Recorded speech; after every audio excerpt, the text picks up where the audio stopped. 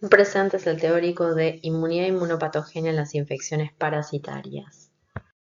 Los objetivos de esta clase son que el alumno integre los conocimientos previamente adquiridos en la materia de inmunología y otras materias afines a las infecciones causadas por parásitos de relevancia médica, comprenda el concepto de persistencia parasitaria y cómo este concepto se relaciona con el curso crónico de tales infecciones y los mecanismos de evasión de la respuesta inmune por parte de estos patógenos.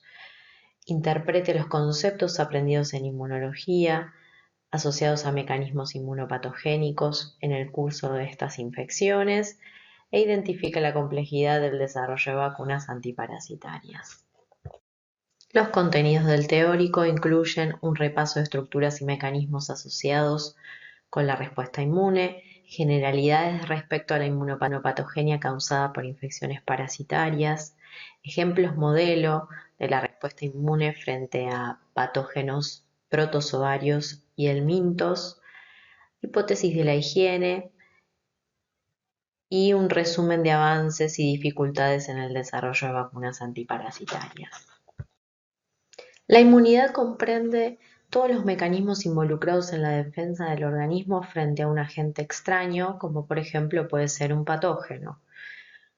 Entonces, el sistema inmunológico consta de respuesta inmune innata, que es temprana, es rápida, y respuesta inmune adaptativa, que es consecuencia de lo que ocurrió durante la respuesta inmune innata, es tardía y es específica.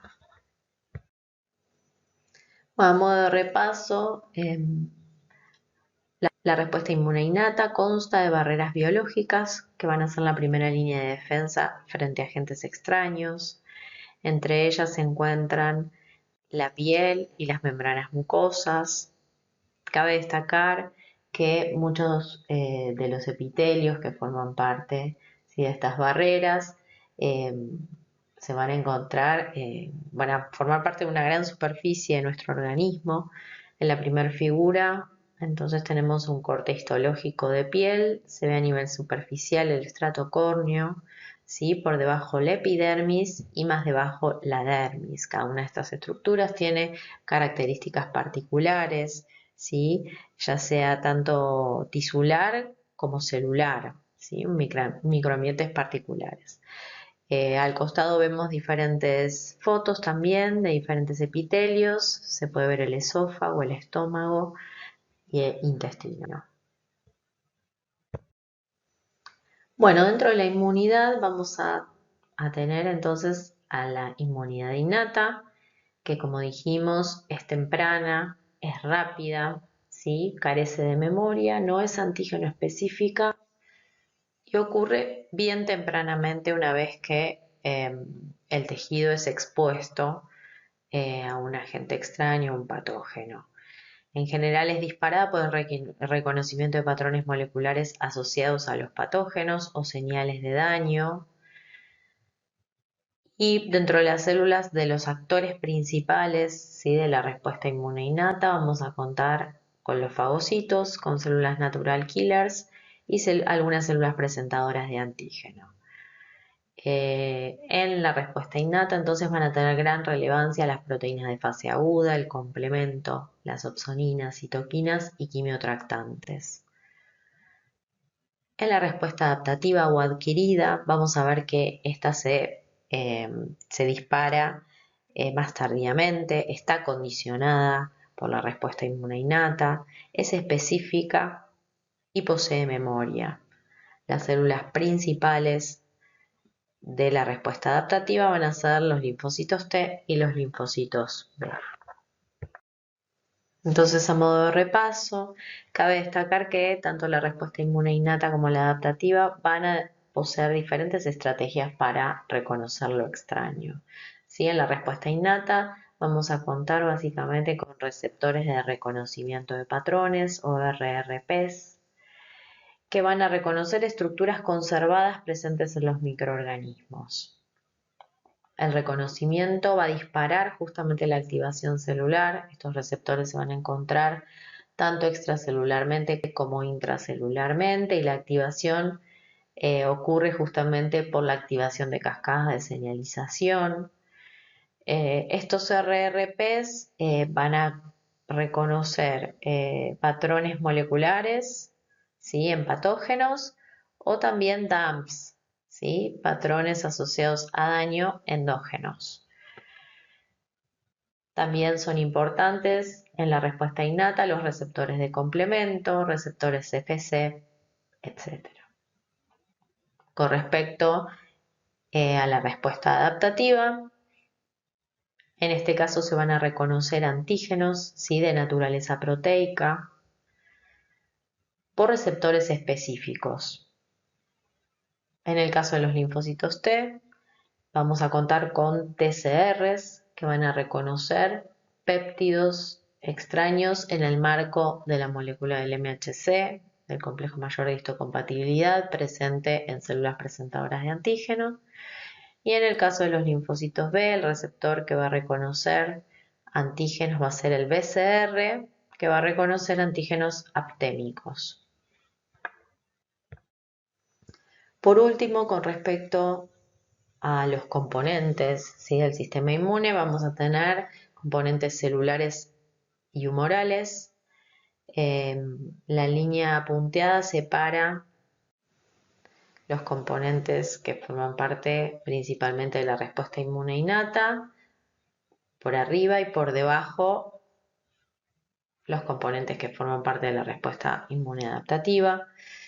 Vamos a ver que con respecto a lo celular, en la respuesta inmune innata son importantes las células NK, fagocitos y células presentadoras de antígeno, granulocitos, células endoteliales, epiteliales. Con respecto a lo humoral, el sistema del complemento, proteínas de fase aguda, quimiosinas, citoquinas y mediadores lipídicos. Con respecto a la respuesta adaptativa, entonces, los componentes celulares primordiales van a ser los linfocitos T y B, y en la humoral los anticuerpos. Frente a ciertas situaciones, como por ejemplo una lesión, puede haber ruptura de barreras biológicas, ¿sí?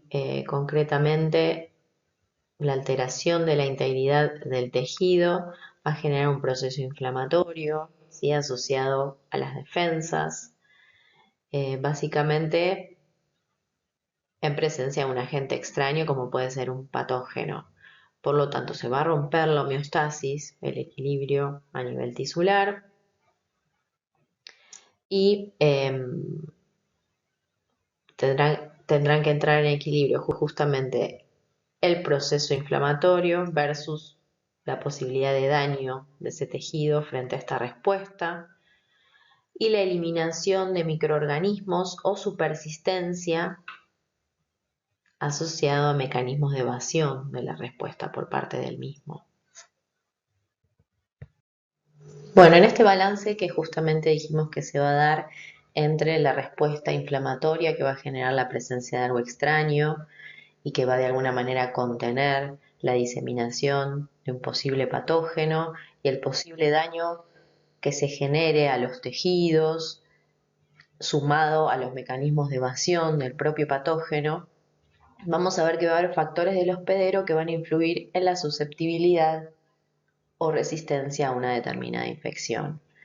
Entre las variables, entonces, vamos a tener a las características genéticas de esa persona, ¿sí?, el haplotipo de moléculas del complejo mayor de histocompatibilidad, el repertorio de receptores T y de receptores B, la edad, la madurez, que implica, digamos, la madurez del sistema inmune, características fisiológicas, la posible exposición previa a otros patógenos que va a condicionar de alguna manera la respuesta futura, el género, ¿sí? Existen factores endocrinológicos que pueden condicionar la respuesta a una infección, el estado de salud, nutricional, etc. Y por supuesto va a haber factores del parásito que van a condicionar la susceptibilidad y la resistencia a la infección. Por un lado, la vía de infección, es decir, la puerta de entrada, el tejido a través del cual el patógeno ingresa. El inóculo, la cantidad, ¿sí?, de patógeno que ingresa. Y la expresión de factores de virulencia que posea este patógeno. La efectividad de las respuestas inmunes frente a las infecciones parasitarias va a depender de múltiples factores. En principio, del tipo de parásito, ¿sí?, de su especie, de su estadio evolutivo. Vamos a ver que en algunos patógenos, dentro de su ciclo biológico, que suelen ser complejos, existen varios estadios evolutivos que son capaces de causar infección. La localización, ¿sí?, que tiene que ver a veces justamente con la vía de entrada. Vamos a ver específicamente que justamente en estos patógenos que poseen diferentes estadios evolutivos con capacidad infectiva, no siempre la vía de entrada es la misma. La etapa de la infección también puede afectar a la efectividad de la respuesta inmune contra este patógeno. La cantidad y calidad de la expresión de antígenos parasitarios y los mecanismos inmunes efectores y de evasión que se desencadenen asociados a esta infección.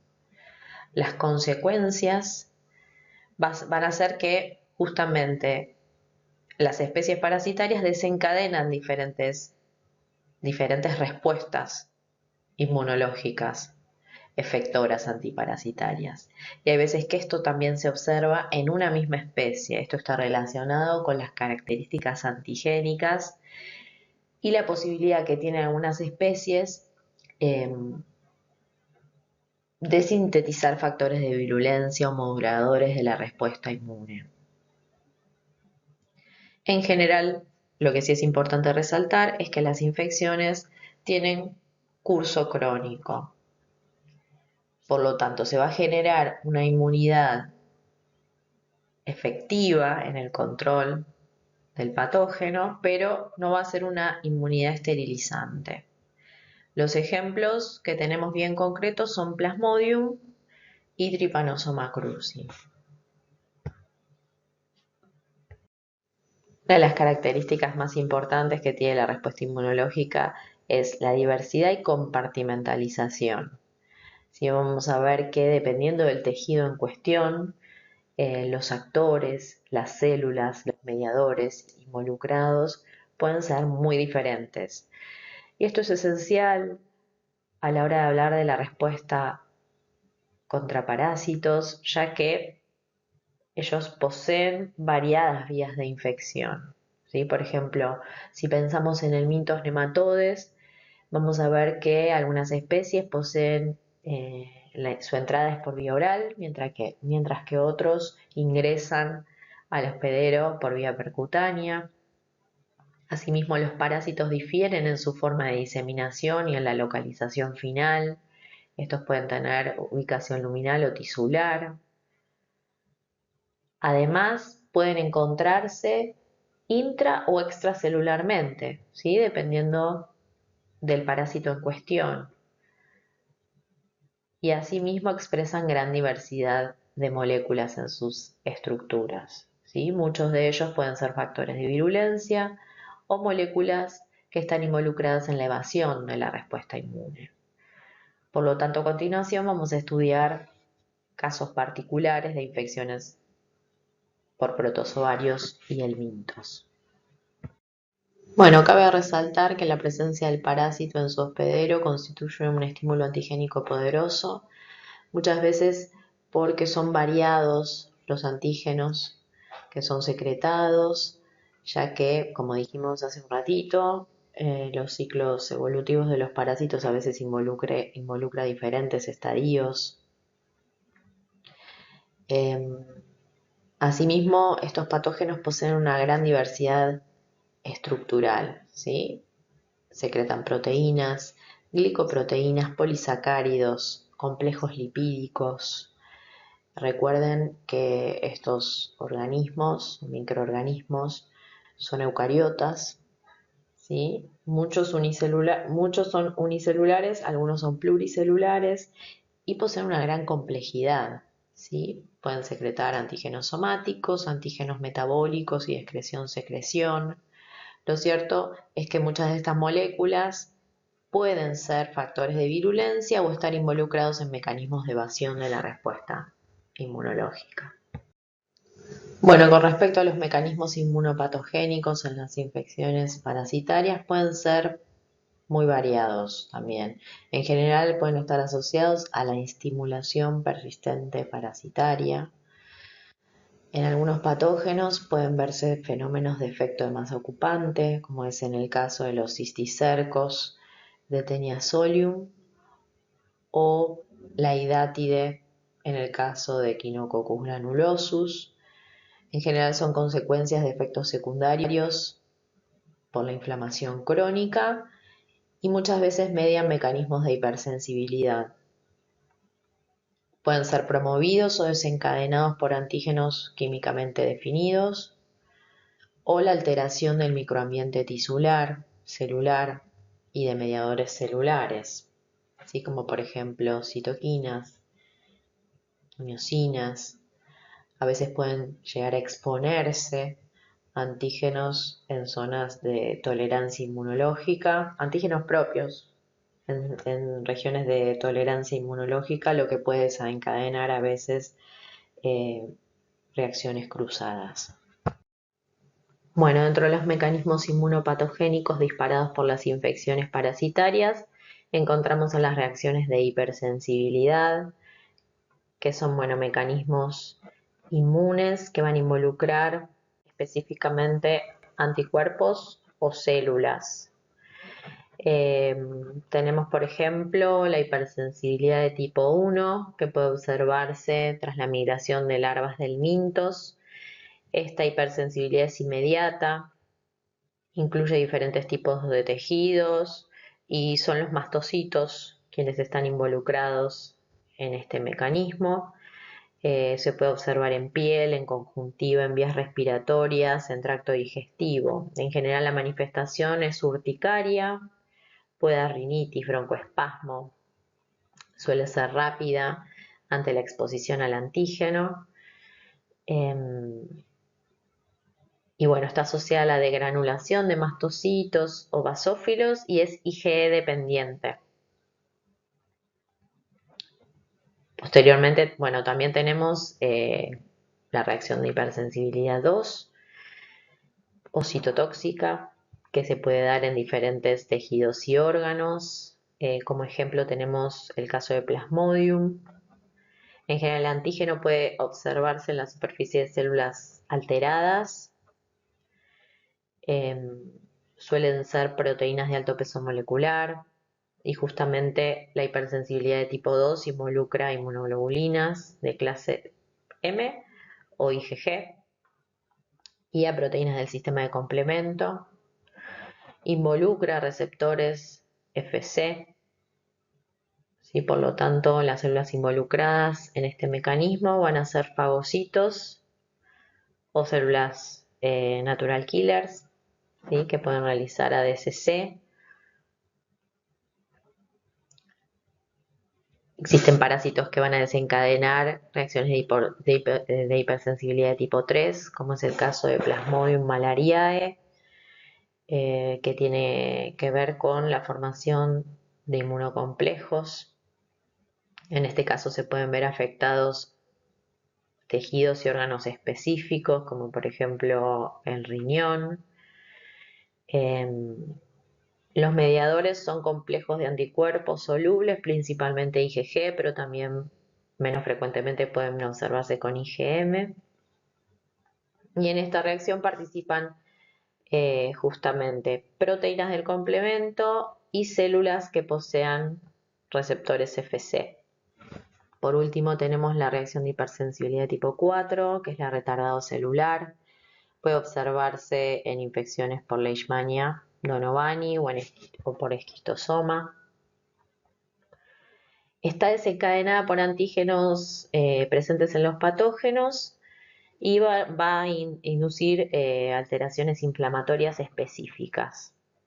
Obviamente este tipo de hipersensibilidad involucra células, el síntoma, la reacción se observa hasta 48 horas post-exposición e involucra linfocitos CD4 con perfil TH1 y células CD8.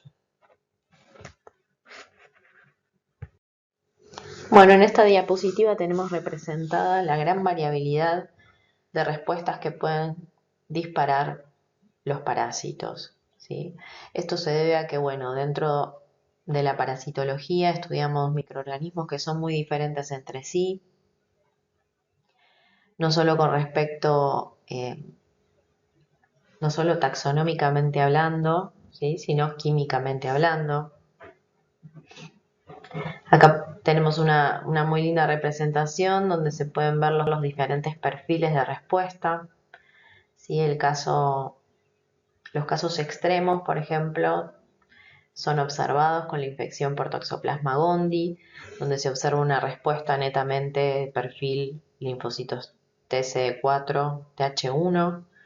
¿Sí? En este caso, en estas infecciones, existe inducción de respuesta citotóxica, ¿sí? Con linfocitos TCD8, es una infección intracelular. Por lo tanto, la respuesta es efectiva en el control de la diseminación del patógeno. Este tipo de respuestas favorece justamente el paso de la infección aguda a la crónica y el control de la diseminación del patógeno.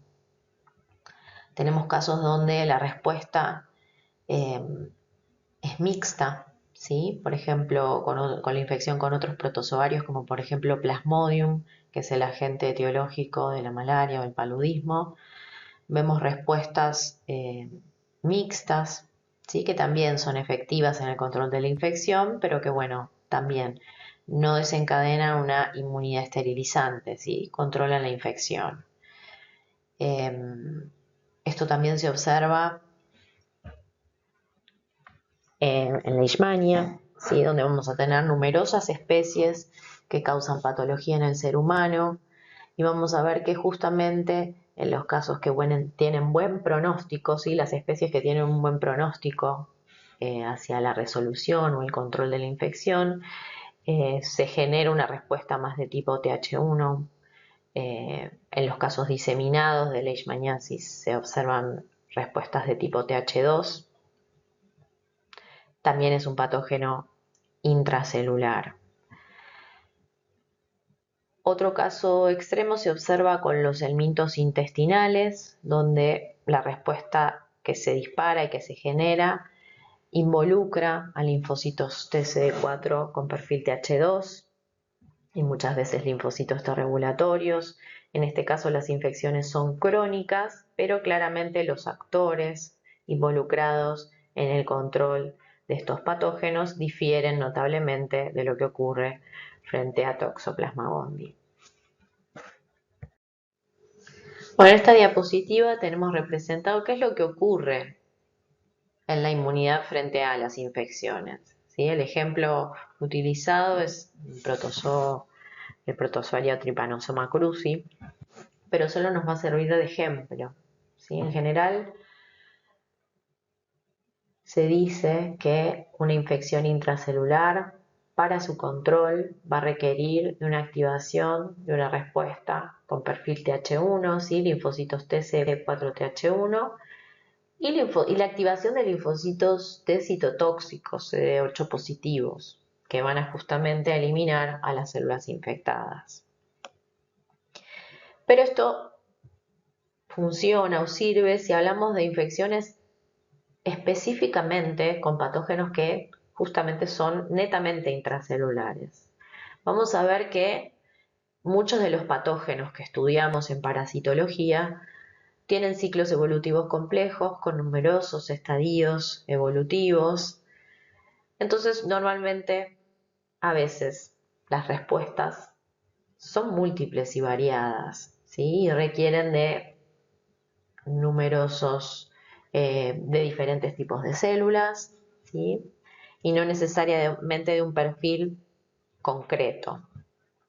Acá en este ejemplo tenemos representada la respuesta adaptativa, ¿sí? Sabemos que la respuesta inmune innata va a depender de la localización del sitio por donde entra el patógeno, de las células, ¿sí?, que naturalmente se encuentran en ese tejido, que van a ser activadas y que justamente van a secretar mediadores que van a favorecer el infiltrado de otras células.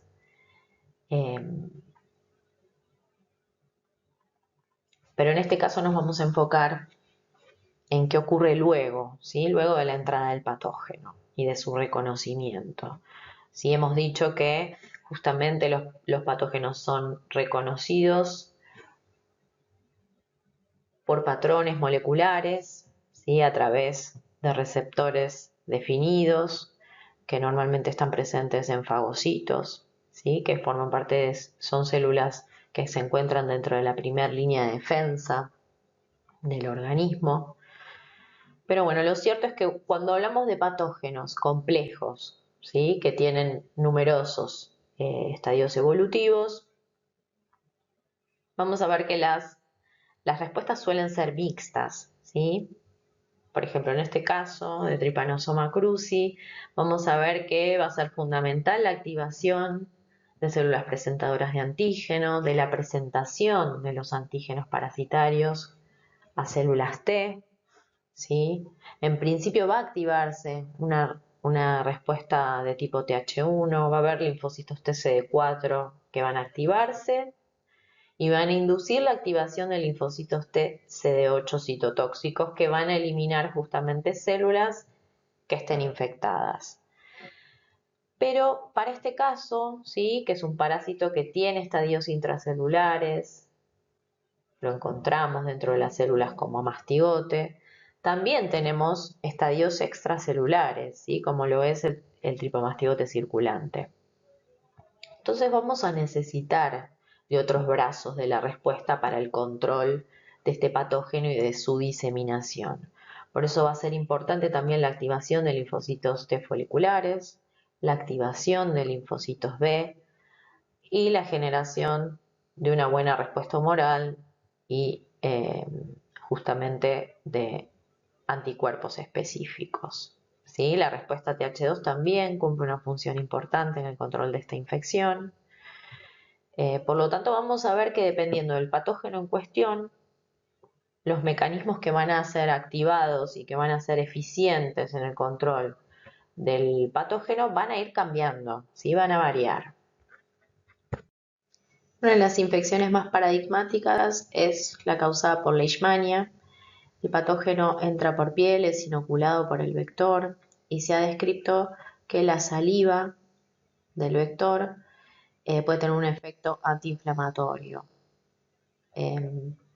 Por lo tanto, se dice que muchas veces puede modular la respuesta adaptativa, es una respuesta de tipo Th2, sin perfil linfocito CD4 Th2. Por supuesto que estos mediadores que se han descrito en la saliva y que repercuten, influyen sobre la polarización de la respuesta del hospedero, van a tener un efecto en el proceso inflamatorio que va a ocurrir a nivel local y va a ser variable dependiendo de la especie de Leishmania en cuestión. Básicamente esto va a definir justamente la polarización, ¿sí?, de fagocitos que lleguen al sitio de entrada y de esta manera van a definir el curso de la infección. En esta diapositiva tenemos representados a los mediadores, tanto químicos como celulares, que van a estar involucrados en la resolución o el control de la infección por Leishmania. Frente a la lesión y a la entrada del patógeno, que per se, ¿sí?, y acá sí, dependiendo de la especie, van a tener diferentes factores de virulencia y algunos van a ser más propensos a generar la evasión de la respuesta inmune. Una de las moléculas mejor caracterizadas es el LPG, el lipofosfoglicano, que está presente en la membrana del promastigote metacíclico, que es el estadio infectante, entre otras.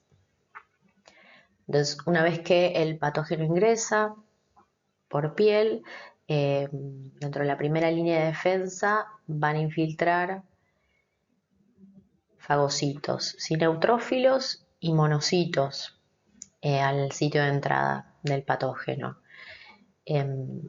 Entonces, una buena respuesta que favorezca justamente el control de la infección y la resolución implica justamente la polarización, la inducción de una respuesta proinflamatoria con un perfil de linfocitos CD4 TH1. Por lo tanto, en estos casos, que ocurre con algunas especies de Leishmania, como es Leishmania major, hay inducción de mediadores inflamatorios, ¿sí? Hay especies reactivas del oxígeno y del nitrógeno. Hay una activación de macrófagos hacia un perfil M1, buena activación de células presentadoras de antígeno, inducción de linfocitos TCD4, TH1 que van a inducir respuestas TCD8 citotóxicas. En estos casos hay una buena resolución de la lesión y de la infección, pero bueno, dijimos que tanto la saliva del vector como algunas moléculas presentes en la superficie del promastigote metacíclico pueden justamente polarizar la respuesta hacia una respuesta de tipo TH2 que no va a ser efectiva en el control de la diseminación del patógeno, ¿sí? Por lo tanto, en estos casos suelen generarse lesiones a nivel de la piel con resolución dificultosa, ¿sí? Suelen ser lesiones, ulceraciones crónicas que requieren de tratamiento. En estos casos se polariza la respuesta de macrófagos hacia un perfil M2. No va a haber buena inducción de mediadores inflamatorios, por lo tanto va a ser difícil justamente controlar la proliferación del parásito intracelularmente, no va a haber una buena respuesta efectora de tipo CD8. Bueno, en esta diapositiva se encuentra diagramado lo que ocurre tras la infección de Leishmania.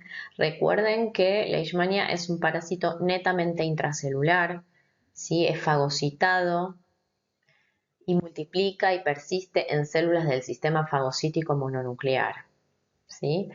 Cabe destacar que el sistema inmune innato es efectivo en el control de esta infección, el 90% de los parásitos son eliminados por el complemento y también por el efecto inflamatorio, el efecto de especies reactivas del oxígeno y del nitrógeno, que son secretados por fagocitos, que llegan inicialmente al sitio de infección.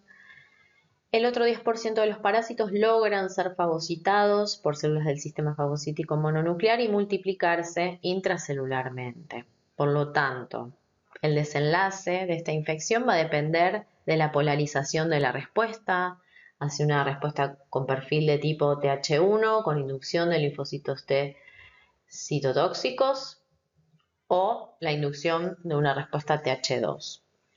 Solo va a haber resolución y buen pronóstico cuando haya inducción de linfocitos T citotóxicos CD8 positivos que eliminen justamente a las células infectadas.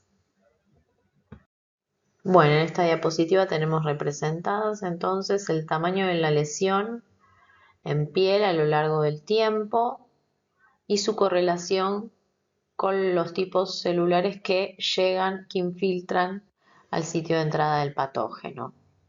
Vamos a ver que inicialmente en las primeras semanas no se observa lesión y la primera fase de la infección justamente es silente, el infiltrado es mínimo.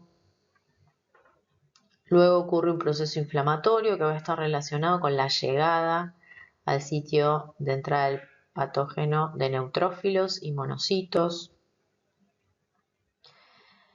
Muchos pueden diferenciarse a macrófagos En este momento comienza el proceso inflamatorio y va a iniciarse la lesión, la úlcera. El tamaño mayor de la úlcera lo vamos a ver justamente cuando inicia la fase de inmunidad con llegada de células efectoras al sitio. ¿Sí? En principio va a haber llegada de células presentadoras de antígeno, ¿sí? Que luego van a realizar su presentación en ganglios linfáticos satélites a la zona de infección. Estas células van a activar una respuesta T que, dependiendo de lo que ocurrió en el microambiente, puede ser polarizada, TH1 o TH2. Y posteriormente vamos a ver la llegada de los linfocitos, que se ve, es la línea amarilla, que va a llegar justamente al foco inflamatorio, al sitio donde encontramos al parásito, que va a estar multiplicándose dentro de células del sistema fagocítico mononuclear. Por último vemos la cuarta fase, que es la crónica o de memoria, y que la resolución de la lesión va a depender del tipo de células que llegaron al foco inflamatorio, ¿sí? En caso de que ocurrió una buena inducción de linfocitos T citotóxicos, la multiplicación del parásito se controla, por lo tanto la lesión se resuelve. Otro caso paradigmático se observa tras la infección de Plasmodium falciparum. No vamos a detallar ni a profundizar el curso de esta infección, simplemente vamos a marcar las diferencias con lo descrito para la Leishmania, básicamente para señalar cuán diferentes pueden ser dos infecciones causadas por protozoarios tisulares, ¿sí? Este parásito también es intracelular, es inoculado por su vector, que es el mosquito anósfeles, y va a infectar glóbulos rojos, eritrocitos, es donde va a multiplicar. En esta infección se observa un proceso inflamatorio con la salida de antígenos parasitarios tras la lisis de los glóbulos rojos. Se activan polimorfonucleares que van a liberar mediadores proinflamatorios que van a inducir justamente citoquinas pirogénicas como IL-6, interleuquina 1 beta, TNF-alfa, que van a ser las responsables justamente del paroxismo malárico de estos episodios de fiebre. La clínica que tiene asociada justamente esta infección va a ser la anemia, que va a ser un proceso multifactorial. Bueno, entonces uno de los mecanismos inmunopatogénicos más importantes descritos para la infección causada por Plasmodium va a ser la anemia inmune, que dijimos que es multifactorial. Por un lado va a estar favorecida por la inducción de citoquinas proinflamatorias, específicamente de TNF-alfa, que va a favorecer la fagocitosis de glóbulos rojos parasitados o alterados. Va a haber activación del complemento, inducción de anticuerpos, ¿sí? Que van a favorecer justamente la hemólisis o la fagocitosis de estos glóbulos rojos por fagocitos a través de sus receptores Fc. Los incrementos en el TNF van a inducir disminución de la eritropoyetina, disminución de la eritropoyesis y un aumento de la eritrofagocitosis a nivel de vaso. Todos estos fenómenos van a estar promovidos, ¿sí? Por la expresión de antígenos parasitarios cíclica, ¿sí? Por la lisis de estos glóbulos rojos y la salida de antígenos parasitarios cíclica. Por último, otro de los mecanismos inmunopatogénicos que se observa con Plasmodium falciparum y Plasmodium malariae es la glomerulonefritis, que justamente es una patología que se puede dar a nivel renal y que está asociada a la formación de inmunocomplejos a nivel del glomérulo. Por último, en esta diapositiva vemos la sucesión de eventos asociados al depósito de complejos inmunes en la infección por Plasmodium malariae.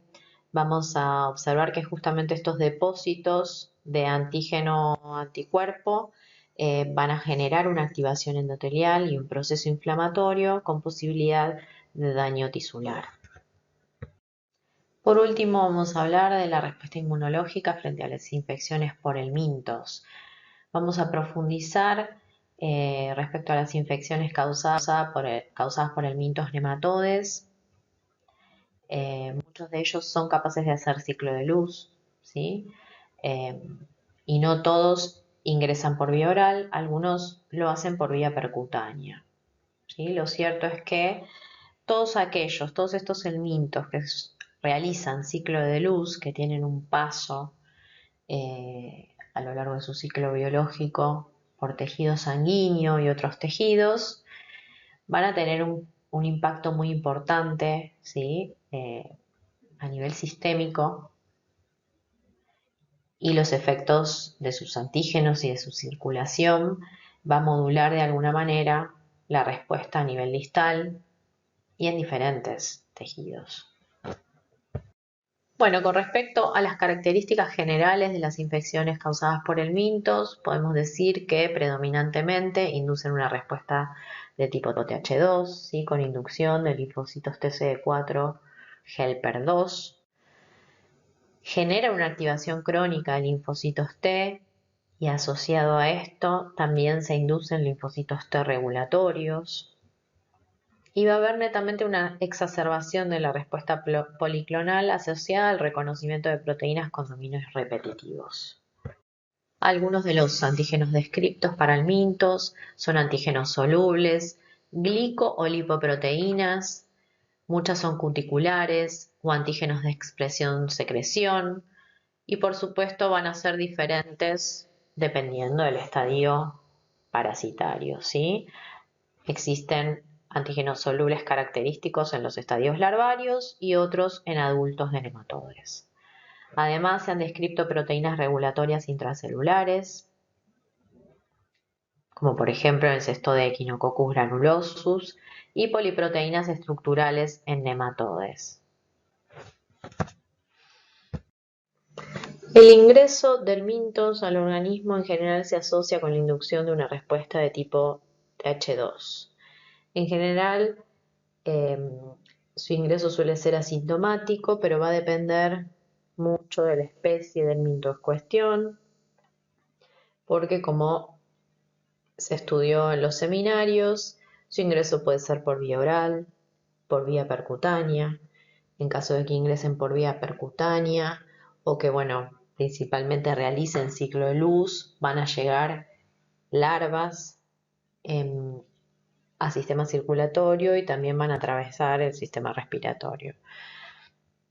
Por lo tanto, la inflamación va a ser variable y va a estar asociado al microambiente tisular, a las células que se encuentran en los tejidos y el tipo de activación como consecuencia.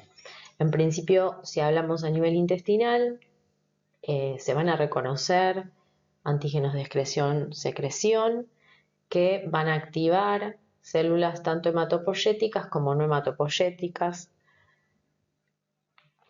Las células epiteliales van a censar la presencia de antígenos, van a liberar distintos tipos de mediadores y citoquinas, entre ellas la IL-33 y la interleuquina 25, que van a tener efectos sobre células de la respuesta inmune, células presentadoras de antígeno, como por ejemplo células dendríticas, linfocitos innatos de tipo 2, mastocitos.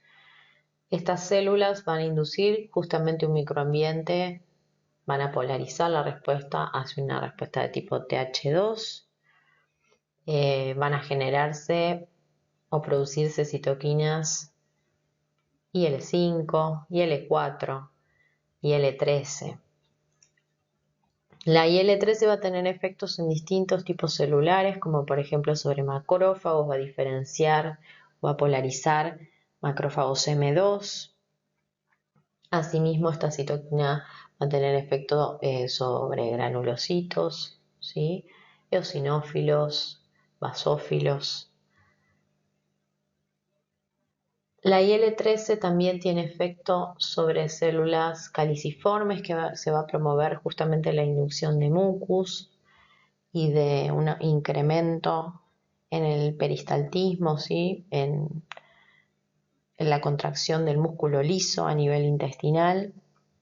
Justamente estos procesos van a favorecer la eliminación del helminto. Lo cierto es que todo este microambiente va a favorecer una respuesta, la inducción de linfocitos TH2 e inducción por parte de linfocitos B de IgE.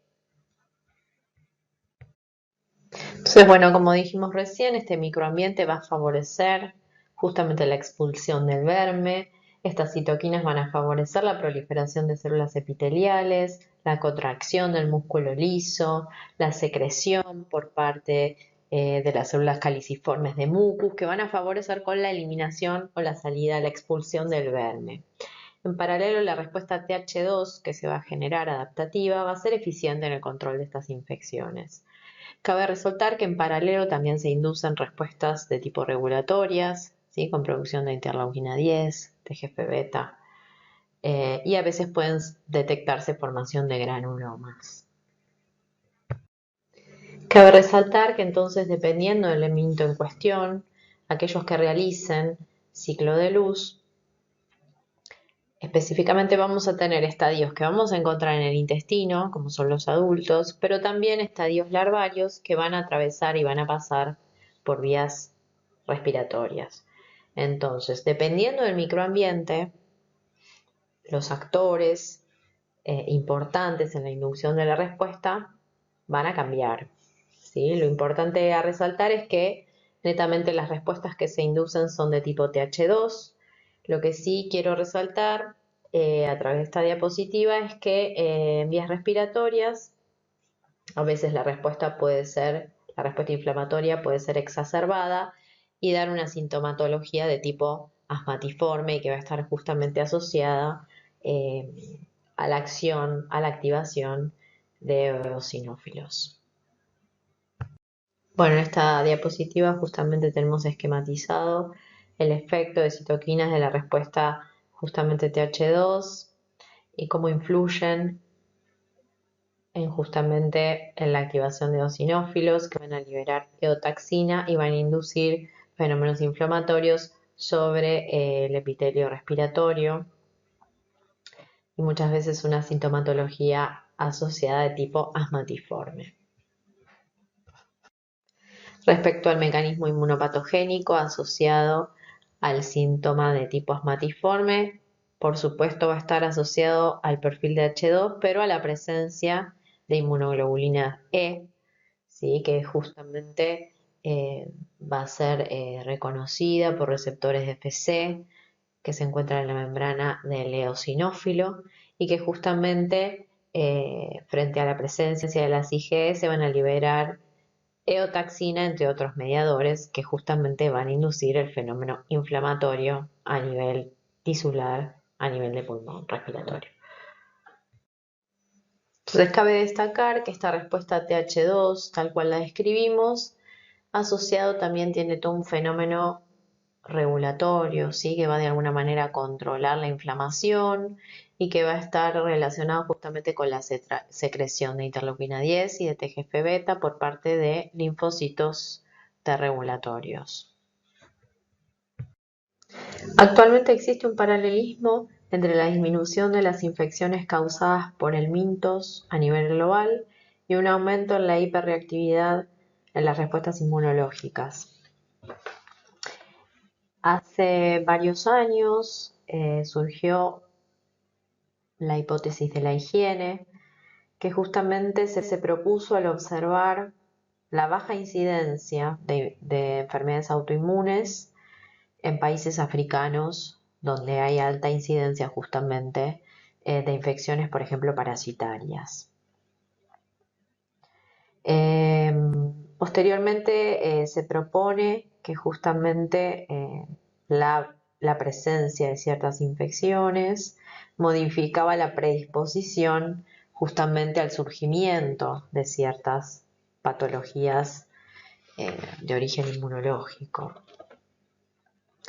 Es así como justamente se propone también que la presencia en la edad temprana de infecciones con perfiles de tipo Th1 o versus o Th2 educan a la respuesta inmune y justamente condicionan la aparición de fenómenos con características de asmatiforme o de asma o de enfermedades autoinmunes.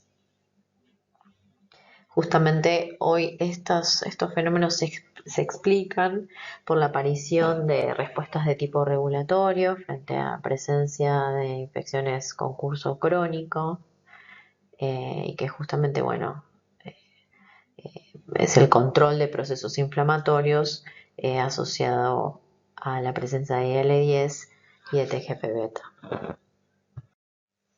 Parte de este tipo de respuestas regulatorias van a estar relacionadas justamente con estrategias que poseen los parásitos para evadir la respuesta inmune.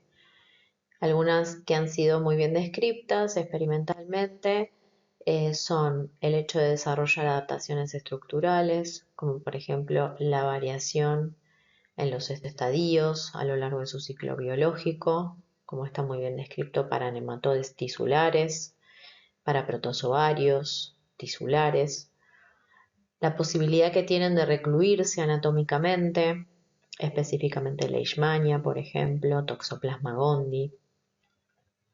No ser identificados como un componente extraño. Esto lo logran a través del mimetismo molecular, por ejemplo, descrito para Trypanosoma cruzi, la variación antigénica, que fue caracterizado para Giardia intestinalis y específicamente para Plasmodium falciparum, la alteración de la respuesta inmune. Algunos de los mecanismos a través de los cuales llevan a cabo este fenómeno es activación policlonal, por ejemplo Trypanosoma cruzi, o modificación del perfil de citoquinas que se observa en Echinococcus granulosus. Además, se ha visto que estos patógenos pueden inhibir mecanismos efectores, como por ejemplo mecanismos generadores de óxido nítrico y de otro tipo de radicales libres por parte de Leishmania, la agregación de anticuerpos con generación de capping por parte de Trypanosoma cruzi y la hidrólisis de anticuerpos que se describen en tamidez histolítica y en Leishmania. Vamos a finalizar el teórico justamente comentando las dificultades que existen para el desarrollo de vacunas antiparasitarias. Básicamente esto se da porque los parásitos son eucariotas, algunos son unicelulares, otros pluricelulares, pero son organismos con gran complejidad y con numerosos mecanismos de evasión de la respuesta. Muchas veces se han descrito que estos patógenos, que son eucariotas, tienen una similitud molecular con su hospedero. Se conoce parcialmente los mecanismos involucrados en la respuesta inmune antiparasitaria y en la inmunopatogenia. Por lo tanto, es difícil justamente poder definir la eficacia protectora y las condiciones controladas versus la eficacia en los estudios de campo.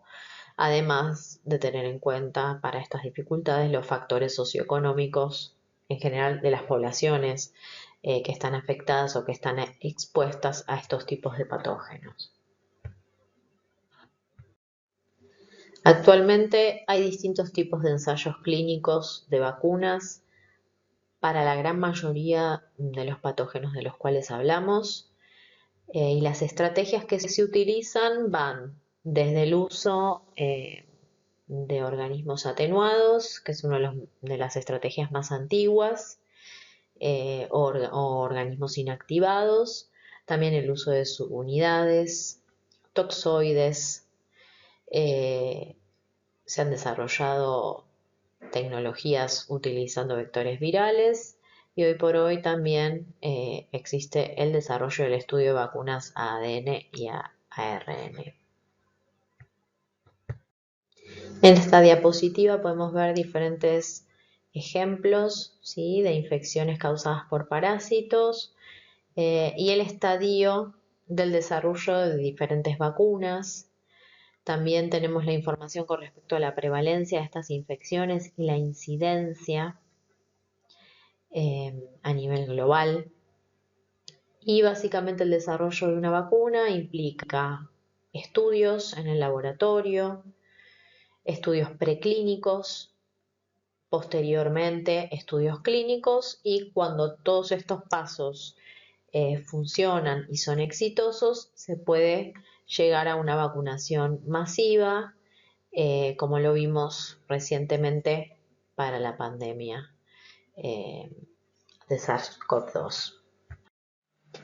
Bueno, en esta diapositiva tenemos ejemplificados todos los estudios experimentales que existen a la fecha en el desarrollo de vacunas contra Trypanosoma cruzi. La mayoría de estas vacunas se encuentran aún en fase preclínica. Se han obtenido resultados más alentadores en el desarrollo de vacunas para Leishmania y para Plasmodium. En Plasmodium hace décadas que se están estudiando y desarrollando diferentes tipos de vacunas. En el caso de Leishmania existen 4 con licencia de uso veterinario, no existen aún para humanos, pero sí existen varias vacunas que se encuentran en fase clínica de estudio, en fase 2, y se observa en voluntarios un 76% de inmunogenicidad. Hoy por hoy para Plasmodium se han observado resultados alentadores. En esta diapositiva podemos ver la lista de vacunas que se encuentran en estudios clínicos en distintas fases. La más avanzada es la RTS-S, que no cuenta con un 100% de inmunogenicidad, no es 100% efectiva, pero sí ha sido aprobada por la Organización Mundial de la Salud en el 2021 para ser utilizada específicamente en niños en zonas de mediana y alta transmisión. Bueno, las conclusiones respecto al teórico de inmunología en infecciones parasitarias nos permiten decir que el perfil de citoquinas que predomina en una infección va a estar definido justamente por los subtipos celulares que se van a encontrar a nivel tisular en el sitio ingreso del patógeno. También esto va a estar relacionado con la localización final que tenga el parásito en los diferentes órganos y tejidos del hospedador. Va a estar también condicionada por la persistencia del patógeno y la posible consecuencia y la posible alteración del tejido, y asociado a esto la alteración de los mecanismos efectores de la respuesta innata y adaptativa. La persistencia parasitaria va a cumplir un importante rol justamente en el desenlace de las infecciones, y muchas veces esto va a estar asociado a fenómenos de hipersensibilidad asociados a la inmunopatogenia. Y como vimos recientemente, entonces en las últimas diapositivas, el desarrollo de vacunas antiparasitarias está dificultado por la complejidad de estos organismos en su interacción con el hospedador.